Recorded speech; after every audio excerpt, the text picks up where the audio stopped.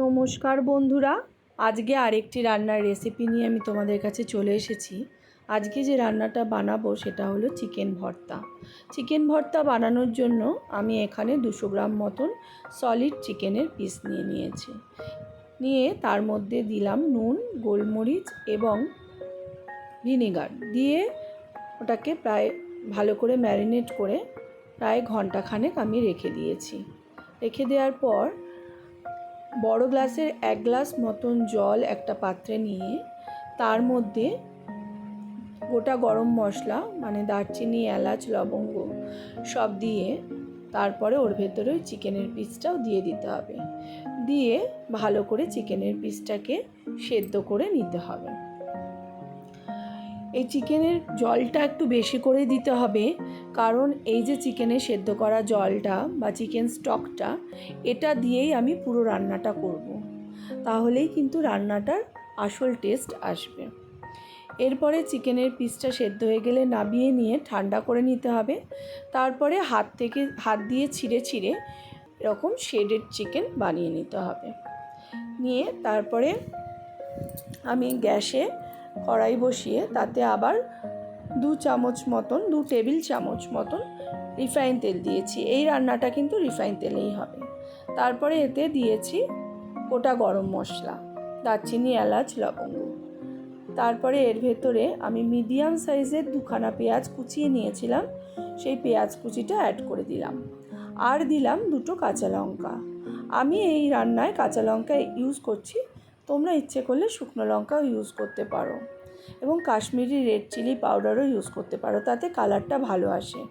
আমরা শুকনো লঙ্কা খুব একটা খাই না হেলথের কারণে, সেই জন্য আমরা শুকনো লঙ্কা ইউজটা করি না।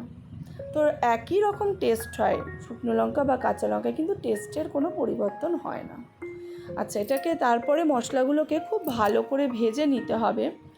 ভেজে নিয়ে চিকেনটা পেঁয়াজটা যখন একটু লাল লাল হয়ে আসবে তার মধ্যে দিতে হবে রসুনের পেস্ট, ছোটো চামচের 1 চামচ এবং 1 চামচ আদার পেস্ট দিয়ে মশলাটাকে খুব ভালো করে আবার ভেজে নিতে হবে। নিয়ে এর ভেতরে একে একে গুঁড়ো মশলাগুলোকে অ্যাড করতে হবে। স্বাদ মতো নুন, হলুদ, জিরের গুঁড়ো, ধনের গুঁড়ো সবই অল্প অল্প করে অ্যাড করে দিতে হবে। আর আমি অল্প একটুখানি চিনি অ্যাড করেছি, একদম 1 পিঞ্চ মতন চিনি, কারণ চিনি দিলে রান্নার টেস্টের ব্যালেন্সটা আসে, তবে রান্নাটা কিন্তু একেবারেই মিষ্টি মিষ্টি হবে না, তাই খুব সামান্যই চিনি এখানে অ্যাড করতে হবে। দিয়ে মশলাটাকে খুব ভালো করে ভেজে নিতে হবে। দিয়ে যখন দেখবে একটু মশলাটা যদি কড়ায় লেগে আসে, তখন ওই চিকেনের স্টকটা দিয়ে ভালো করে অল্প অল্প করে দিয়ে ভালো করে মশলাটাকে কষাতে হবে। খুব ভালো করে কিন্তু মশলাটাকে ভেজে ভেজে করতে হবে। এটাই হচ্ছে এই রান্নাটার মেন কাজ, যে খুব ভালো করে মশলাটাকে বারবার ওই জল দিয়ে ভাজা। এবার ভালো করে ভেজে নিয়ে আমি এর মধ্যে কিছু গোলমরিচের গুঁড়ো খানিকটা অ্যাড করেছি। এই রান্নায় কিন্তু বেশ পরিমাণে গোলমরিচের গুঁড়ো লাগে।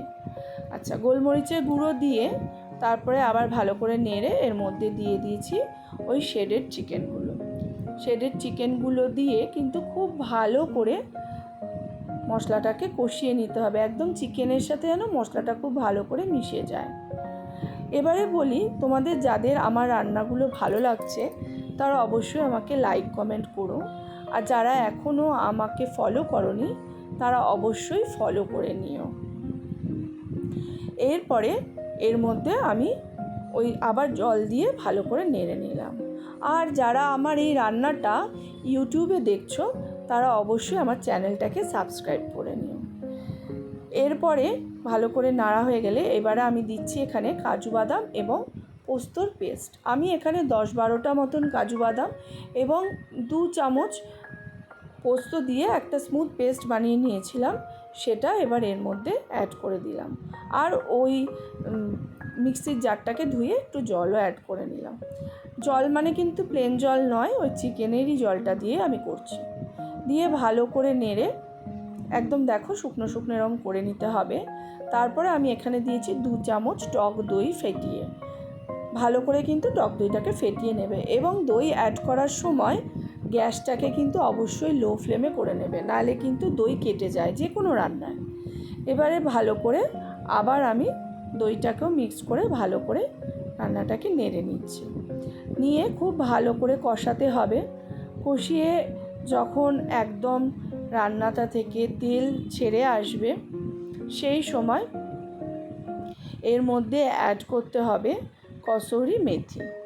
কসুরি মেথি আমি এখানে হাতের মধ্যে ভালো করে কসুরি মেথিটাকে ক্রাশ করে নিচ্ছি, তবেই কিন্তু কসুরি মেথির ভালো গন্ধটা আসে। আর দিতে হবে গরম মশলা, গরম মশলার গুঁড়ো দিয়ে ভালো করে নেড়ে একদম সুন্দর ঘন হয়ে এলে রান্নাটাকে নামিয়ে নিতে হবে।